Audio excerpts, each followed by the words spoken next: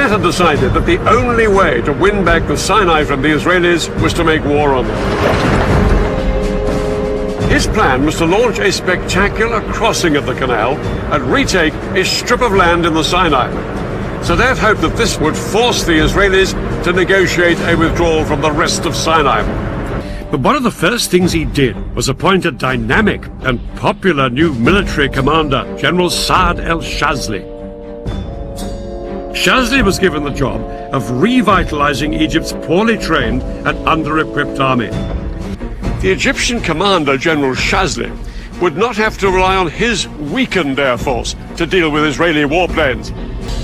The key to the Egyptian plan was a surprise coordinated ground attack on Israel. The Syrians would attack on the Golan at exactly the same moment as the Egyptians struck along the entire length of the canal. But Shazli knew that no matter how stunned the Israelis might be by this two-pronged offensive, they would soon counterattack with their most lethal weapon, their air force. And that was where the SAM missiles came in. Shazli concentrated his SAMs along the Suez Canal. These missiles could bring down any Israeli planes that came within 15 miles. The SAMs and regular artillery guns would create a protective umbrella, shown here in red, under which Egyptian boats and infantry could cross safely. They would then seize the forts of the Bar-Lev line and secure a strip of land a few miles deep into the Sinai. The date of the attack was set for October the 6th, when the tides would give the most favourable conditions for crossing the canal. But October the 6th was also the holiest day of the Jewish year, Yom Kippur, when Israelis would be at home or the synagogue. With their plans in place, the Egyptians and their Syrian allies set about ensuring that the Israelis had no idea they were about to be attacked on two fronts.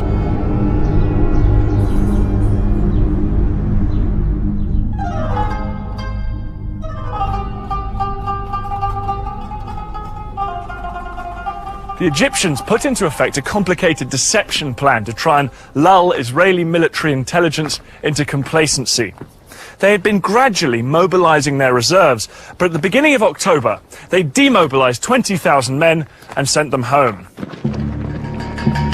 From what the Israelis could see, it didn't look like the Egyptian army was gearing up for war.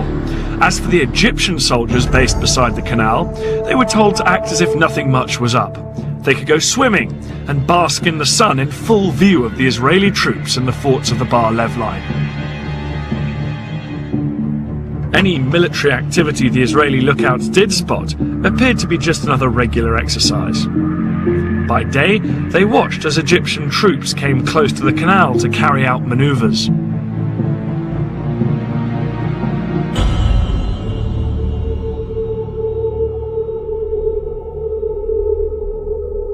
At night, they appeared to head back inland to their barracks many miles away.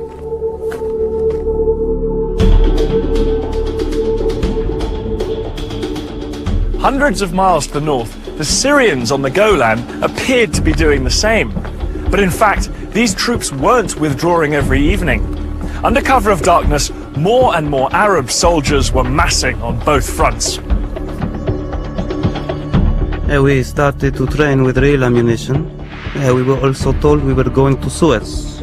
We started to take our tanks, our amphibious unit on the railroad at night only, so the civilians couldn't see.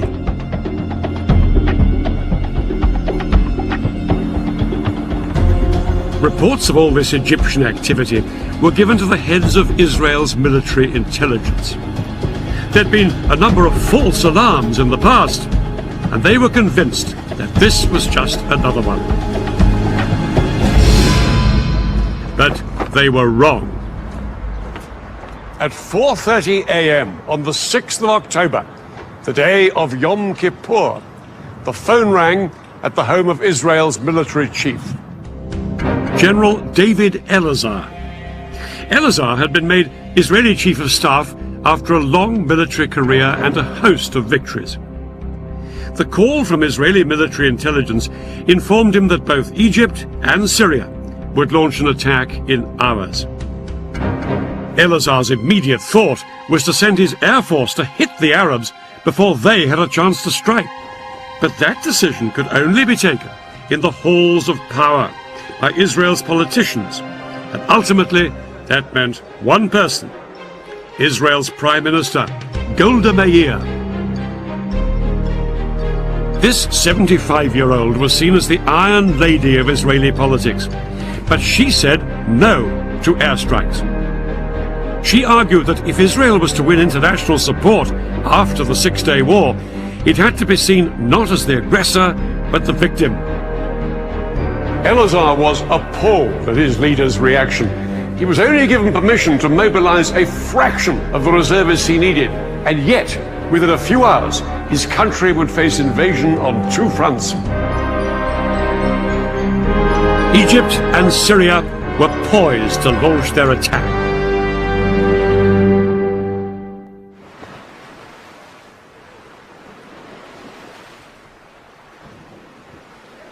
Just before 2 o'clock, the Egyptians put their part of the plan into action.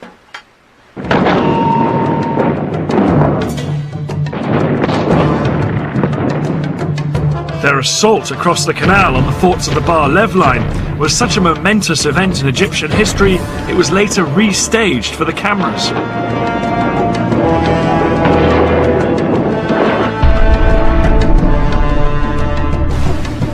Thousands of Egypt's best-trained commandos crossed the Suez Canal in rubber dinghies.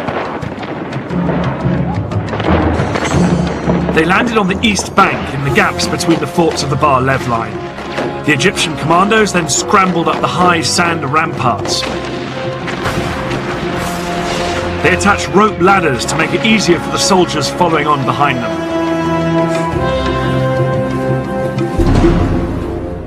Behind this first wave were 100,000 Egyptian infantry and more than 1,000 tanks waiting to cross the canal, but the biggest obstacle to them were the giant sand ramparts on the Israeli side. These were as much as 60 feet in height.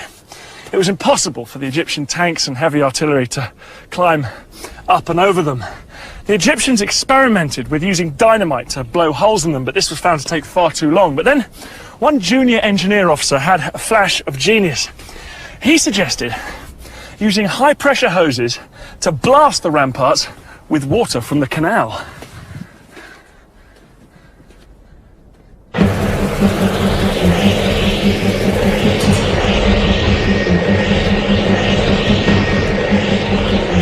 It was an extraordinary idea which would have to work if the entire Egyptian assault was to be a success. 4 hours into the attack, and with fighting raging around them, the Egyptian engineers finally broke through the ramparts and the first tanks started to pour through. I never believed I would see the day when I was in Sinai. But this was actually Sinai. I looked back at the West Bank and all the green on the other side, and to the east, all I could see is desert. It was good feeling. The eastern bank of the canal now became a battlefield. The Israelis manning the forts sprayed machine gun fire at their Egyptian attackers to try and stem the tide. But within 2 hours, 23,000 of Egypt's infantry were on the east bank and had advanced up to 1 mile into Sinai.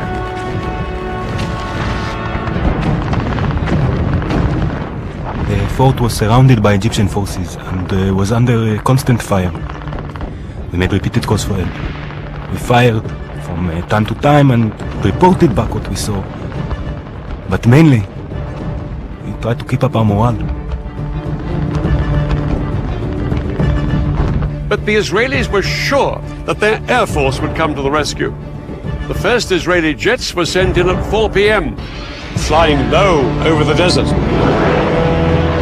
But as they approached the canal, they found themselves under attack from the ground. The Egyptian SAM missiles and anti-aircraft guns caused havoc. As Israeli planes were shot down that afternoon, it soon became clear that Egypt's elaborate air defense umbrella was working.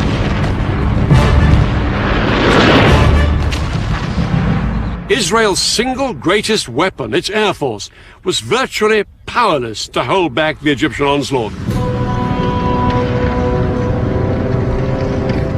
The most immediate hope for the Israelis surrounded in the forts were Israeli tanks stationed just a few miles away.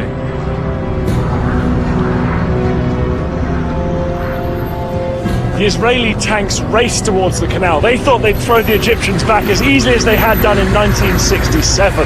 But as they got closer, they found themselves coming under attack from a weapon they'd never faced before. The Saga missile. This Soviet-made weapon was specifically designed to punch through the thick metal armor of tanks. Yet it was small enough to be carried onto the battlefield in a backpack. Unlike bigger anti-tank guns, the Saga could be set up in moments. This lightweight piece of kit was made all the more lethal because the missile could be steered onto its target.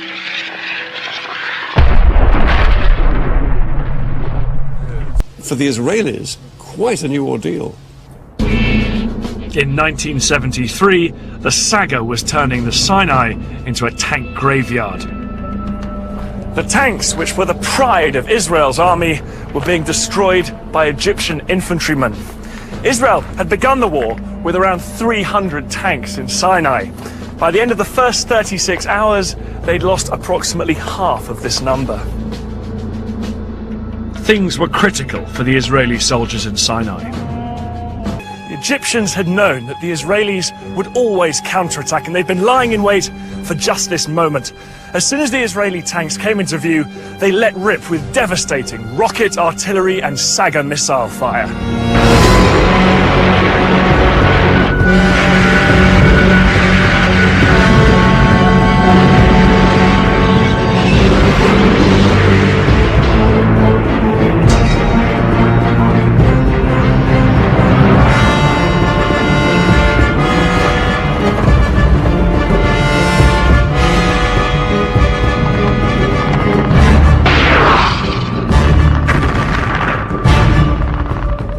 The Israelis suffered heavy casualties all day.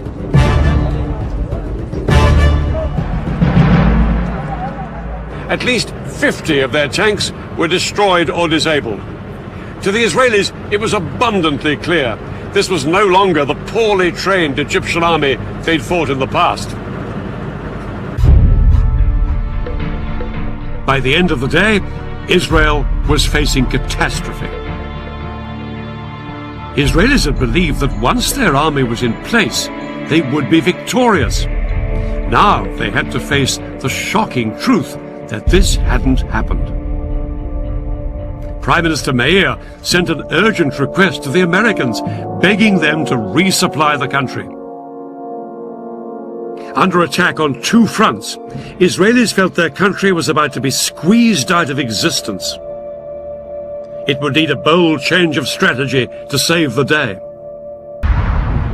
By the 10th of October, 4 days into the war, there was an astonishing turnaround. The Syrians were in full flight from here on the Golan.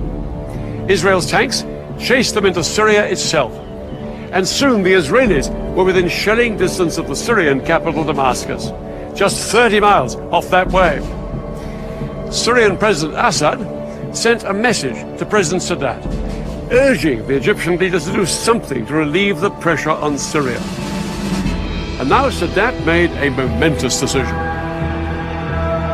Down on the Suez Canal, Sadat ordered his men to thrust way beyond the strong defense line they had established on the east bank of the canal. Their objective? Strategic passes through these mountains.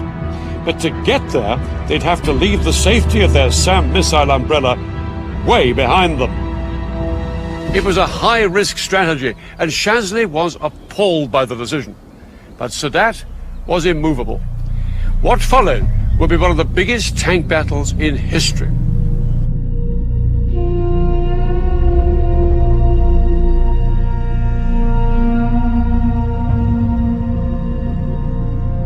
"25 miles east of the canal, Israeli tank commanders were well dug in on high ground in good defensive positions. Across the open desert, they could see the sand being kicked up by hundreds of advancing Egyptian tanks.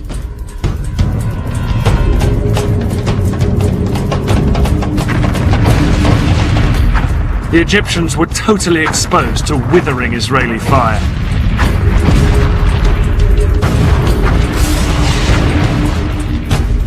But over the following hours, the Egyptian tank brigades repeatedly tried to push further east into the Sinai.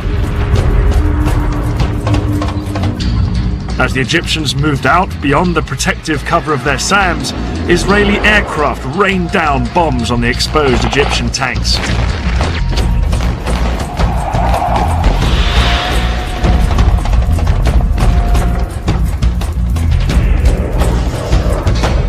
The Israelis' skillful use of their tank guns meant that they pulverized the Egyptians exposed down on the open ground.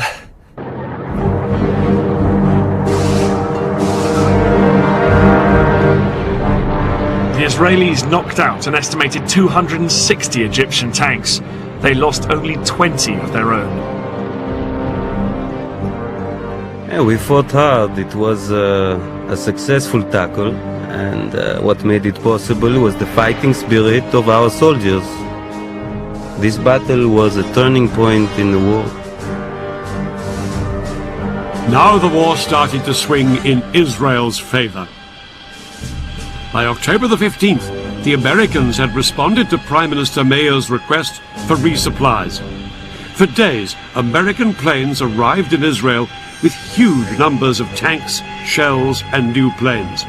Israel was in a much stronger position. Eleazar and his commanders were determined to force the Egyptians back across the canal.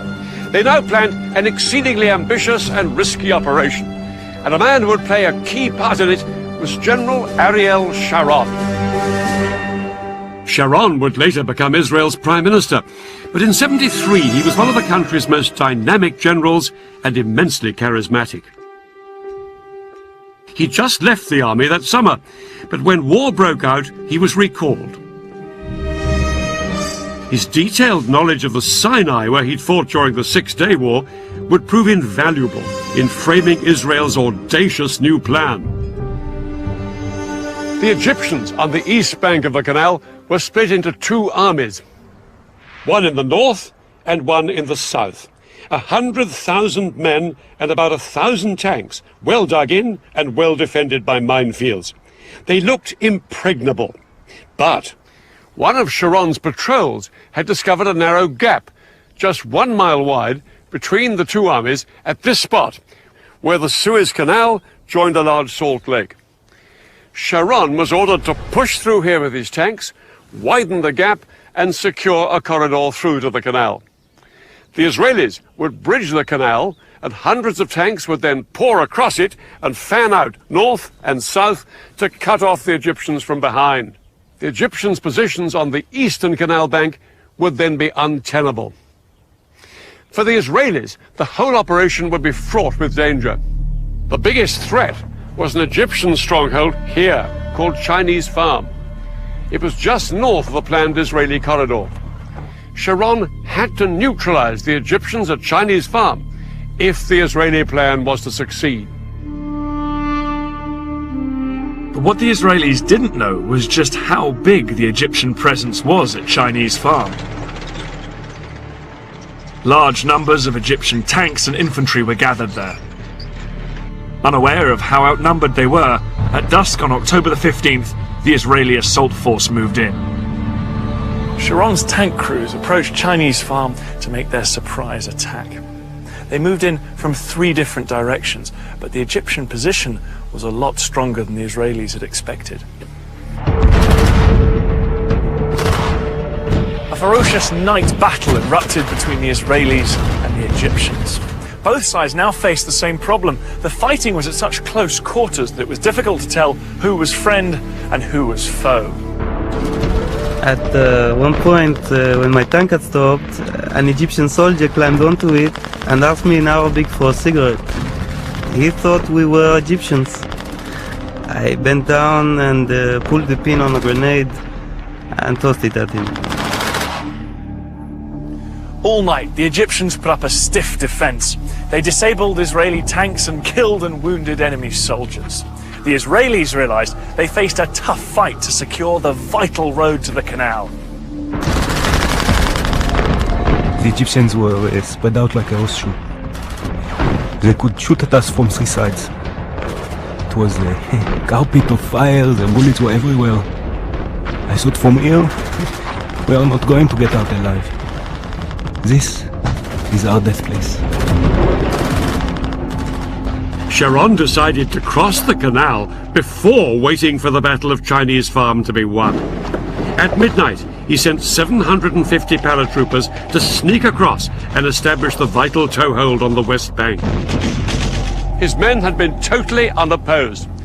But to turn this into a major breakthrough, the Israelis would need to get thousands more men and tanks across the canal. In fact, the Israelis had built a mobile bridge a year before the war for just this purpose. The bridge was 180 meters long, weighed 400 tons, and took 3 days to put together.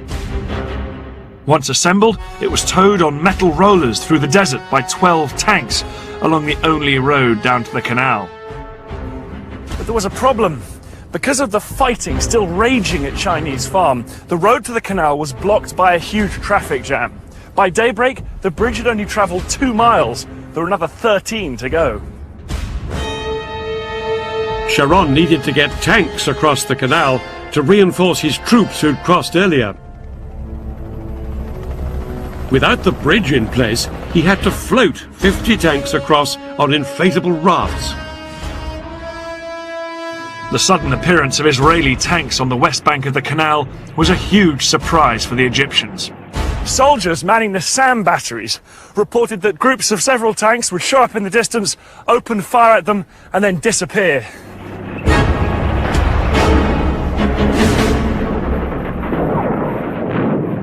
Later that day, on the evening of October the 16th, the Israeli Prime Minister Golda Meir triumphantly told the Israeli parliament their troops had crossed the canal into Africa.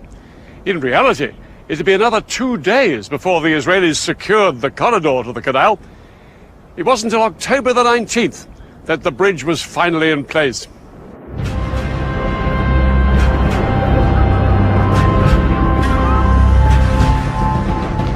As Israeli tanks surged across the bridge, they came under heavy bombardment from Egyptian artillery and aircraft. But the tanks pushed on to their first objectives on the west bank, Egypt's SAM missile sites. Once these missiles were destroyed, Israeli warplanes swept into the attack, in support of the tanks fanning out north and south on the west bank of the canal. Egypt's Third Army, here on the east bank, was soon in danger of being surrounded. Shazli urged that some units should be pulled back here to the west bank to fight the Israelis. President Sadat replied abruptly, "No retreat." He believed that reducing forces on the east bank would risk losing everything they'd fought for. But Sadat was ready for a ceasefire.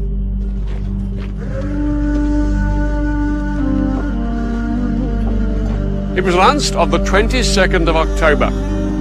The Israelis agreed to the ceasefire as well, but in reality ignored it and pushed on south to secure more land west of the canal.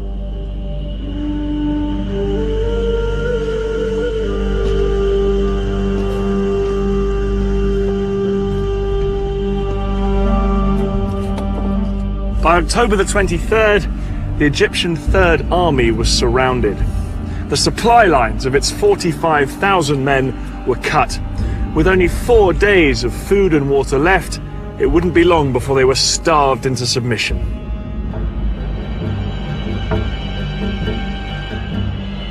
Some Egyptian soldiers were so desperate they surrendered. Others hung on.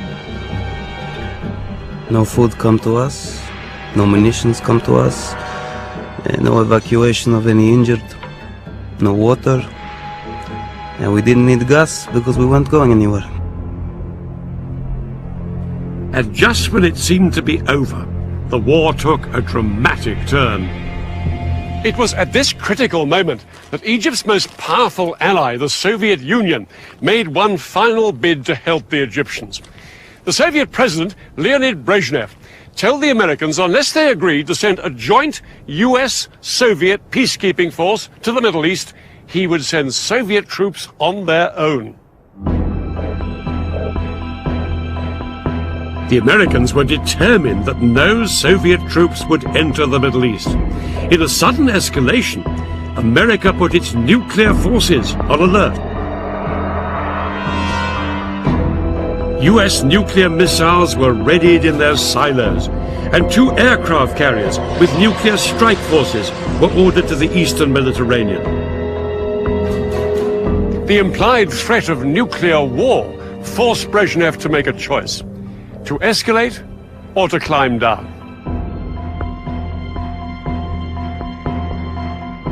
Brezhnev decided to climb down, and no Soviet troops went to the Middle East. But the flurry of international pressure had made its mark.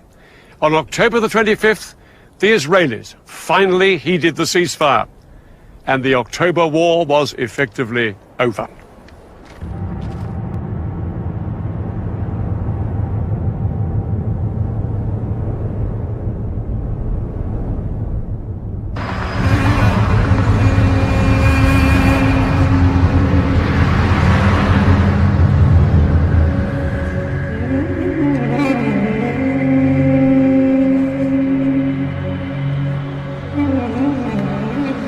It's hard to say who was the clear victor in this war. The Israelis, who saw both their fronts shattered by surprise attacks, made an astonishing military comeback. But the Arabs gave Israel a real shock. For many Israelis, the 9,500 soldiers killed or wounded during the October War was an unacceptably high price to pay. They blamed their government for failing to heed the warnings that war was imminent. Israeli confidence was shattered. They were no longer the invincible military power that they had thought they were. Despite the fact they'd suffered up to 30,000 casualties, perhaps in the end, the side that gained the most from this war was Egypt. The Egyptian crossing of the canal was seen as a major military achievement that restored Arab pride and gave President Sadat the confidence to make a spectacular bid for peace.